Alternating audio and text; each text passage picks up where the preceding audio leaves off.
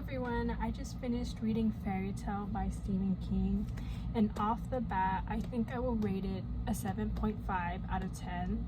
It's about 600 pages long, and I know that can be like a little intimidating for people, but I think it's worth it. It is a quick read for me, at least. So the main character of this book is Charlie Reed. He's 17 years old. He's a high school student, but he carries a heavy burden from growing up. There's a little backstory. I'm not going to spoil it, but it adds character to him. And then the first half of the book focuses on him and his relationship on a guy or neighbor called Mr. Bowditch and his dog Radar. Now, for a lot of people, the dog Radar, which is a German Shepherd, by the way, kind of kept them going reading the book, because towards the middle there are some people call them boring chapters, but I personally think it's built up. But for a lot of people, the dog Radar kept them going. They're like, oh, I want to know what happens, because there is a part where they like kind of separate him and Charlie. While the book is enjoyable, I didn't find it like groundbreaking to the fantasy genre. I feel like it has all the elements. Like Stephen King put all the elements of what you think is a fairy tale. When you think fairy tale, you think of like, you know, a mythical place, like characters, mythical people, like, you know, creatures. And I think there's a lot of it in this book. But one thing that I really liked in this book, that it's kind of weird, well, not weird, but it mentions the notion that we all, as people, no matter how good, we all have like a sense of evil inside of us. Because Charlie states in his mind, well, in the book, he's like, I'm not a Disney prince. And I think that stood out to me, being like, when you think Disney prince, like, oh, this perfect, this charming person, but Charlie is not perfect. That's why I feel like there's always something in us that is evil. I don't know how to clearly explain it, but I found that interesting.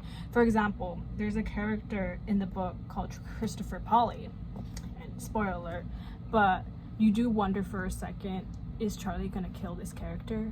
Like, the main reason why it's called Fairytale is because Charlie finds a magical world that goes down, like, this is a little staircase. Either way. But when he comes back up from the staircase, Christopher Polly finds him like coming out the staircase and threatens to kill him.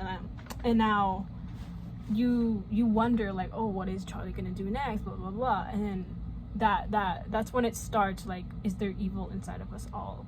I think that was really interesting. Now, what else? One thing that I do wish about this book is if it was a series, I would have enjoyed it way more. Like, it is a standalone book, which I think is good, but I just want to have like a prequel or like a sequel, because I want to know what happens more. Well, in the end, they kind of like seal it off as a standalone book, but I just want more. I think as a fantasy reader, I'm like, please give me more. I want a prequel, or at least like know what happened before, like the adventures that happened before. Like, there's so much. But at the same time, I understand Stephen King is really a good storyteller.